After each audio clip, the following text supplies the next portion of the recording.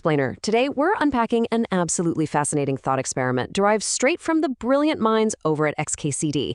We're going to take a premise that sounds, well, delightfully absurd, honestly, kind of like a children's riddle, and follow it all the way through to its rigorously scientific and, frankly, terrifying conclusion.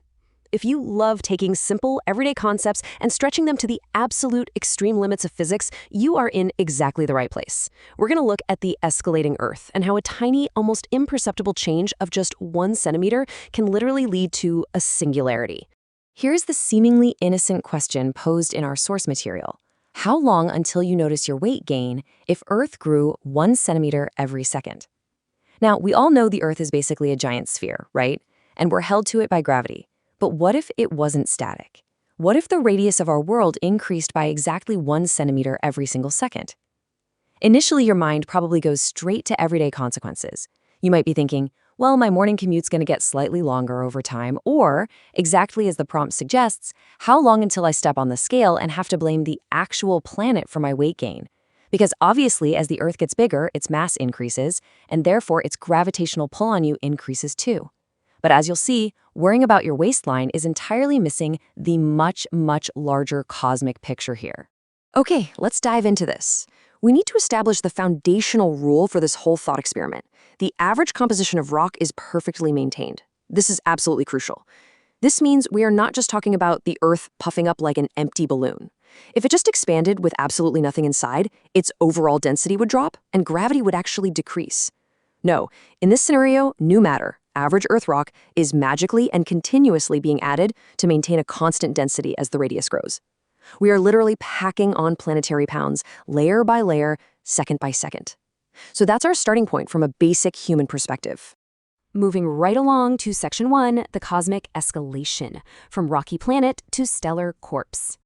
Let's move to the actual timeline and see how this builds.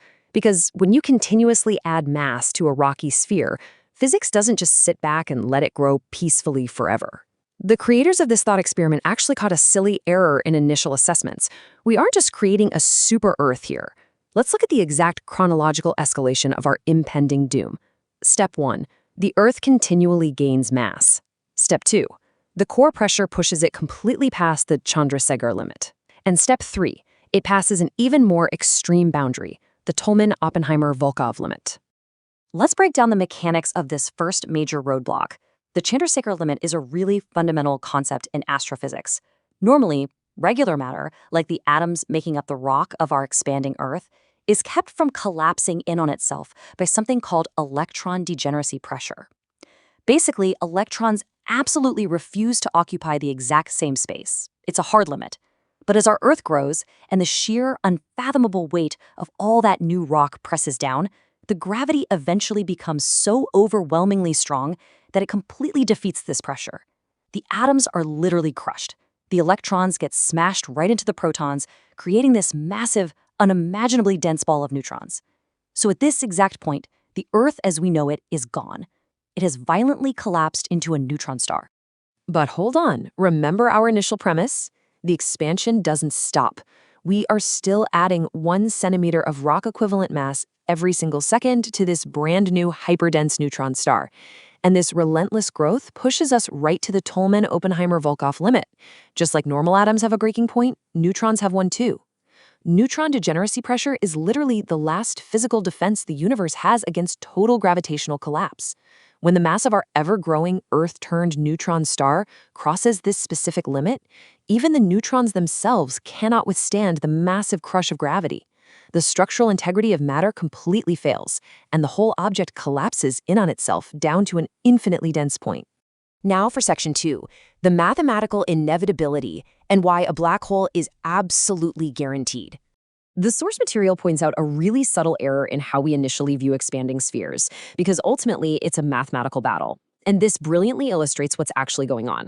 On one side, we have the Schwarzschild radius. This is the size a mass must be compressed into to form a black hole, and it scales linearly with mass, which we'll just call m. Competing directly against it is the physical radius of our expanding Earth, which scales proportionally to the cube root of its mass. So essentially, we have two completely different growth rates competing head-to-head as we keep adding mass to the system. So, the crucial point is this. It's a basic rule of mathematics that a linear function, like our mass m, will always eventually outpace a cube root function, m to the power of 1/3. But what does this actually mean in reality? Well, it means that as our Earth keeps getting more and more massive, the size of the black hole it wants to form is actually growing way faster than the physical size of the rocky planet itself. The theoretical event horizon eventually expands outwards faster than the physical rock is piling up. The math guarantees that at some point, the actual physical radius of the Earth will be smaller than its own Schwarzschild radius. And the very millisecond that happens, the entire mass is mathematically trapped. It becomes a black hole. There is no way around it. A Short's remix of the original source sums up our wildly complex astrophysical journey with this totally deadpan realization.